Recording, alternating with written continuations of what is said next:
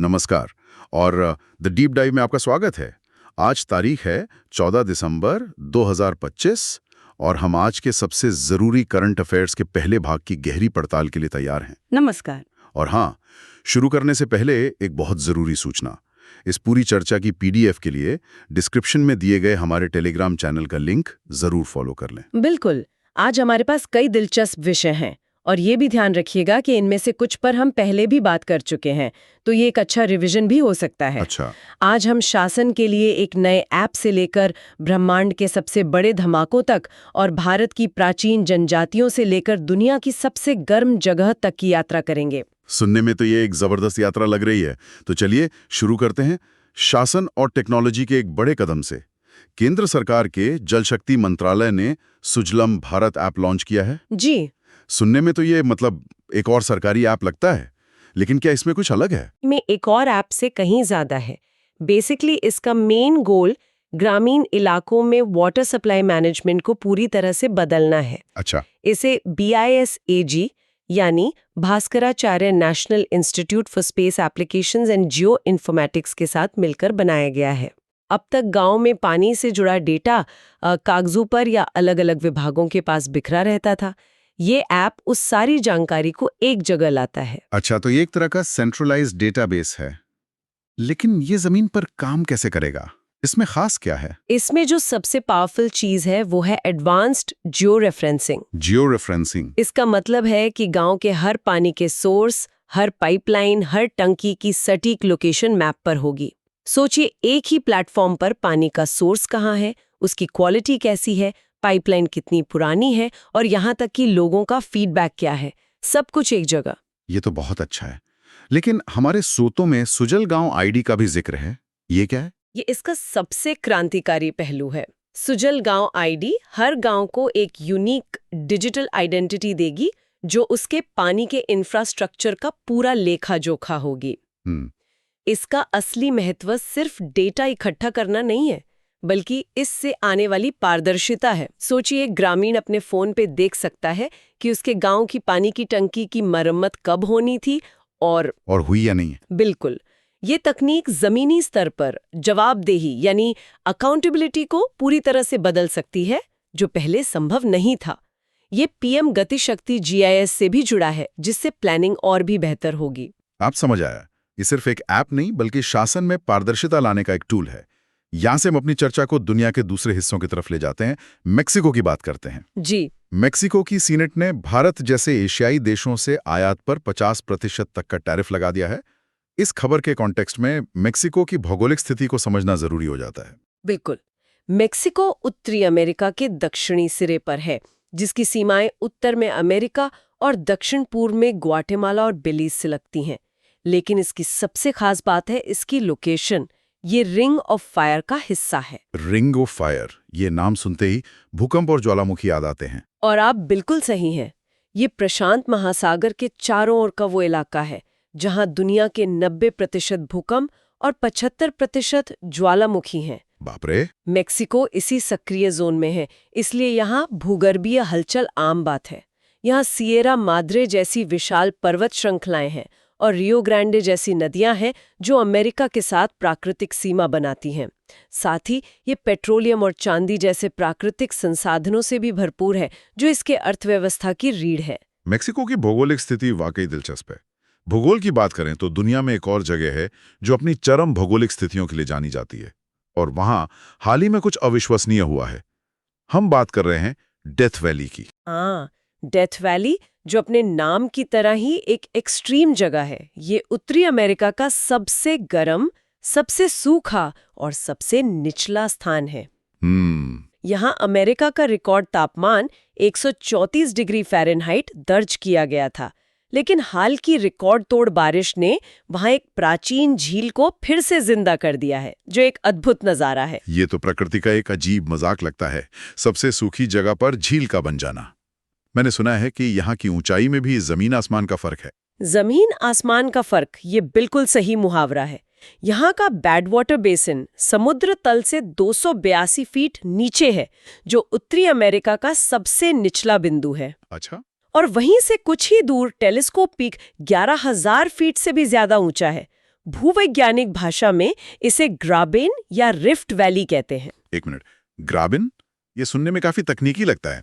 आम भाषा में इसका क्या मतलब है? इसे ऐसे समझिए कि जमीन का एक बहुत बड़ा हिस्सा दो फॉल्ट लाइंस के बीच धंस गया है, जिससे गहरी घाटी बन गई।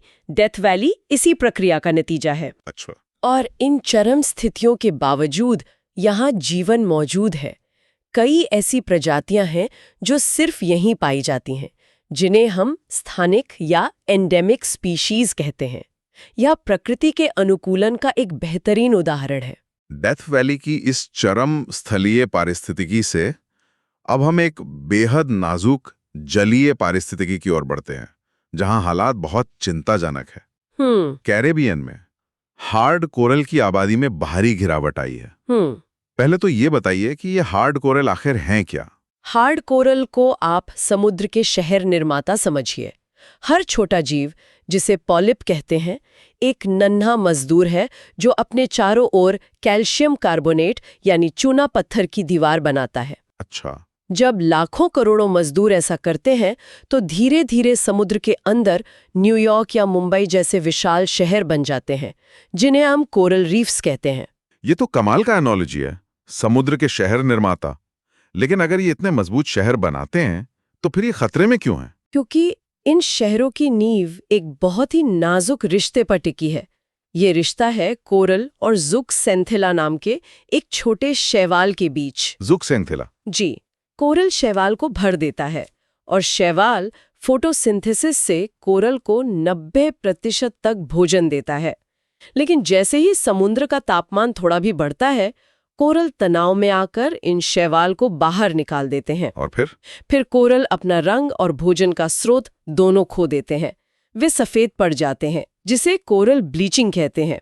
यह उनकी मौत की शुरुआत होती है। सिर्फ तापमान ही वजह है? नहीं, इसके अलावा stony coral tissue loss disease नाम की एक बीमारी बहुत तेजी से फैल रही है, जो उनके ऊतकों को गला रही है।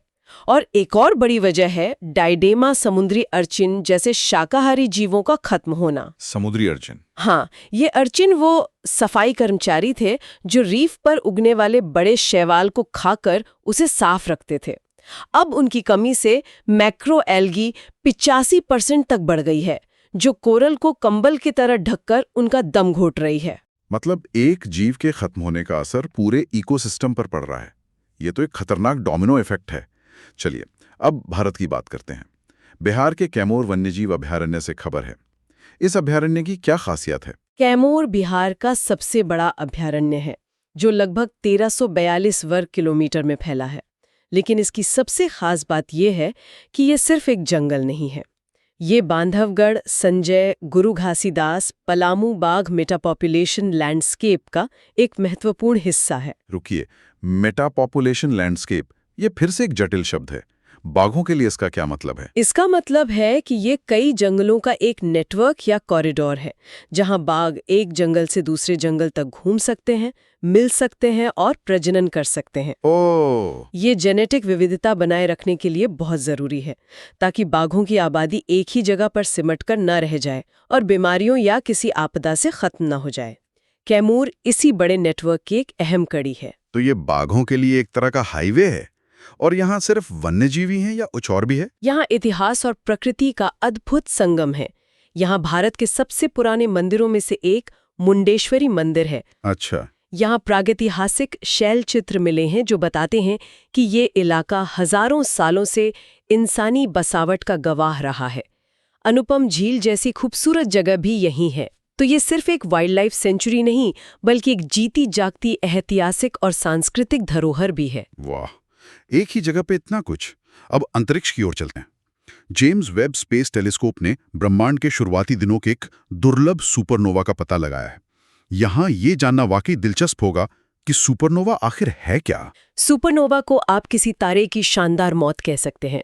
ये ब्रह्मांड में होने वाला सबसे बड़ा विस्फोट है। इसे ऐसे समझिए कि एक सुपरनोवा कुछ ही सेकंड में इतनी ऊर्जा फेंकता है जितनी हमारा सूरज अपने पूरे 10 अरब साल के जीवन में पैदा करेगा। 10 अरब साल की ऊर्जा सिर्फ कुछ सेकंड में? ये तो कल्पना से भी परे है। पर ये होता क्यों है? पदार्थ चोरी करता रहता है और जब उसका वजन एक सीमा से ज्यादा हो जाता है तो वो फट जाता है। और दूसरा, जब एक बहुत विशाल तारे के केंद्र में मौजूद परमाणु ईंधन खत्म हो जाता है तो वो अपने ही गुरुत्वाकर्षण के भार से ढह जाता है और एक जबरदस्त विस्फोट के साथ फटता है। और यहाँ पे सबसे दिलचस्प बात क्या है? सबसे दिलचस्प बात यह है कि ये सिर्फ विनाश नहीं है, ये सृजन भी है। ये एक तारकीय आतिशबाजी है जो पूरे ब्रह्मांड में सोना, चांदी, लोहा और ऑक्सीजन जैसे भारी तत्व बिखेरती है। वही तत्व जिनसे हम, हमारा ग्रह और हमारे आसपास की हर चीज बनी है। मतलब एक तरह से हम सब तारों की धूल से ही बने हैं। बिल्कुल। हम सब तारों की धूल हैं। ये सोचने पर मजबूर कर देने वाली बात है। चलिए इस ब्रह्मांडीय पैमाने से वापस धरती पर आते हैं, कला और संस्कृति की ओर। जी। तमिलनाडु के उसी पिल्लैया मंदिर में 150 साल पुरानी कार्तिकेय दीपम की परंपरा निभाई गई। इस मंदिर में क्या खास है? ये मंदिर, जिसे रॉकफोर्ट मंदिर भी कहते हैं, त्रिची में एक विशाल चट्टान के ऊपर बना है। ये 7वीं सदी का भगवान गणेश को समर्पित मंदिर है।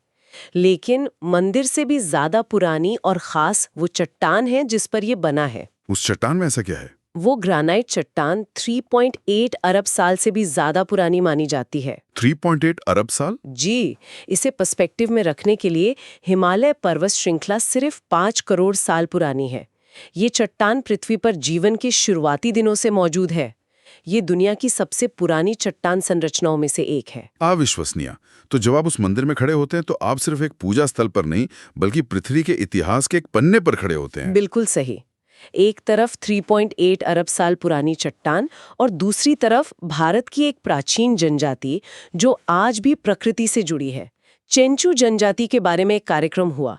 ये कौन लोग हैं? चेंचू जनजाति मुख्य रूप से आंध्र प्रदेश के नल्लामामलाई के घने जंगलों में रहती है। ये भारत के विशेष रूप से कमजोर जनजातीय समूहों यानी PVTGs में से एक है। PVTGs? जी, पर्टिकुलरली वल्नरेबल ट्राइबल ग्रुप्स। इसका मतलब है कि उनकी आबादी कम हो रही है, साक्षरता दर बहुत कम है और वे आज भी अपनी आजीविका के लिए पूरी तरह से जंगल पर निर्भर हैं।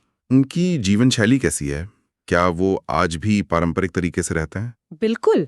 वे आज भी खाद्य संग्राहक हैं, यानी वे खेती नहीं करते बल्कि जंगल से कंद, मूल, फल और शहद इकट्ठा करके अपना जीवन चलाते हैं।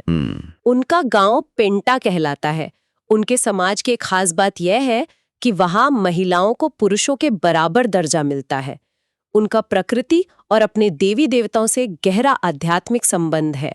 वे सदियों से श्रीशैलम के शिव मंदिर और अहोबिलम के नरसिंह मंदिर के संरक्षक माने जाते हैं। तो आज की हमारी चर्चा का समापन एक अंतर्राष्ट्रीय संगठन के साथ करते हैं, IFAD यानी अंतर्राष्ट्रीय कृषि विकास कोष। भारत इसका संस्थापक सदस्य है। यह संगठन क्या काम करता है? IFAD संयुक्त राष्ट्र की एक विशेष एजेंसी और एक वित्तीय संस्थान है जिसे 1977 में बनाया गया था। इसका सिर्फ एक ही मिशन है, विकासशील देशों के ग्रामीण इलाकों से गरीबी और भूखमरी को खत्म करना। अच्छा। ये उन दूर दराज और मुश्किल इलाकों में काम करता है जहां अक्सर बाकी संगठन नहीं पहुंच पाते। ये लोगों को सिर्फ मदद नहीं देता बल्कि उन्हें अपनी खाद्य सुरक्षा बढ़ाने, पोषण सुधारने और आय बढ़ाने के लिए सशक्त बनाता है। तो ये थी आज की हमारी गहन पड़ताल। हमने टेक्नोलॉजी से लेकर ब्रह्मांड और प्राचीन चट्टानों से लेकर प्राचीन जनजातियों तक के सफर को तय किया। आज की चर्चा से एक विचार मन में आता है। हमने चेंचू जनजाति की बात की जो हजारों सालों से प्रकृति के साथ संतुलन में जी रहे हैं। उनकी जरूरतें सीमित हैं और उनका जीवन टिकाऊ है। आज जब हम जलवायु परिवर्तन और पर्यावरण विनाश जैसी बड़ी चुनौतियों का सामना कर रहे हैं, तो क्या इन समुदायों की पारंपरिक जीवन शैली और प्रकृति के प्रति उनका सम्मान हमें विकास के सही मायने के बारे में कुछ सिखा सकता है? इस सवाल पर जरूर सोचिएगा। अगर आपको ये चर्चा पसंद आई तो इसे लाइक और सब्सक्राइब करना ना भूलें। हम जल्दी मिलेंगे कुछ नए विषयों के साथ। नमस्कार। नमस्कार।